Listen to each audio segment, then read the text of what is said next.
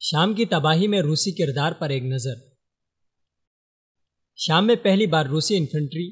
T-90 ٹینکوں اور روسی فضائیہ کے Su-25M طیاروں کی مدد سے شامی عوام پر نئی قیامت ڈھانے کی تیاری کی جا رہی ہے۔ یہ روسی فورس لتاکیہ اور ادلب کے درمیان اپوزیشن اور شامی عسکریت پسندوں پر حملہ آور ہو چکی ہے، جس کے بعد روسی فورسز نے ایک انتہائی اہمیت کی حامل پہاڑی پر قبضہ کر لیا ہے۔ روس نے اپنی بڑی فوج کی نقل و حرکت محفوظ رکھنے کے لیے MM-130 آرٹلری کا استعمال کیا، جس کی مدد بھاری فضائی بمباری سے کی گئی، جو کہ اس پہاڑی پر بٹالین کی پیش قدمی سے قبل کی گئی۔ شنید ہے کہ اس دستے کی اس کارکردگی کا جائزہ لینے کے بعد اسے شام میں اسلامی عسکریت پسندوں کے خلاف مزید حملوں کے لیے استعمال کیا جائے گا۔ روس، جس نے اب تک شام میں باقاعدہ جنگ میں حصہ نہیں لیا تھا، اب شام میں بشار الاسد کے فرنٹ مین کا کردار ادا کر رہا ہے۔ اپنی فوجوں کی طاقت آزمانے کے لیے وہ بھی اب میدان میں اتر گیا ہے، اور بشار الاسد کے دوسرے اتحادی ایران کی طرح وہ بشار الاسد کو لاجسٹک سپورٹ تو پہلے ہی مہیا کر رہے تھے، مگر جیسے ہی ایران اپنی ملیشیاؤں کے ذریعے خود جنگ میں اترا، اب روس بھی بشار کی مدد کے لیے بڑی فوج لے آیا ہے، جس کی تہہ میں اس کے اپنے مفادات پوشیدہ ہیں۔ روس نے اس حالیہ کارروائی سے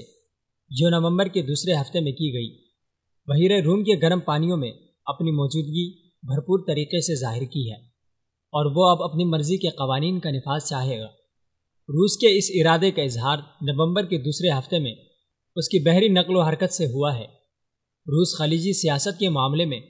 ماضی میں اتنی جرات کا مظاہرہ نہیں کر سکا، مگر اب بشار کی دعوت نے اسے اتنا طاقتور بنا دیا ہے کہ وہ شام کے نزدیکی ممالک پر اپنے احکامات مسلط کرنا چاہتا ہے، جنہیں وہ اپنی فوج کے تحفظ سے منسوخ کر سکتا ہے۔ آج یہی روس شہری ہوائی اڈوں اور تجارتی بحری جہازوں کی نیویگیشن سے متعلق ہدایات جاری کر رہا ہے، جس کی جرات سابقہ سوویت یونین بشار کی رضامندی کے بنا نہیں کر سکتا تھا۔ جدید روس اپنے قوانین مسلط کرنے کے لیے بین الاقوامی پانیوں میں خود کے لیے ایک محفوظ تکون ترتیب دے رہا ہے، جو کہ لبنان کے شہر بیروت سے شروع ہو کر سائپرس کے جزیرے سے ہوتی ہوئی ترکی کے شہر اسکندریہ پر اختتام پذیر ہوگی۔ یہ واضح ہو چکا ہے کہ روس کا بحری بیڑا بشار الاسد کے اقتدار اور شام پر اس کا قبضہ برقرار رکھنے کی غرض سے بشار کے لیے ناگزیر ہو چکا تھا۔ روس بشار سے مل کر شامی عوام سے بدلہ لینے کے لیے نئے خونریز منصوبوں کی راہ ہموار کر رہا ہے،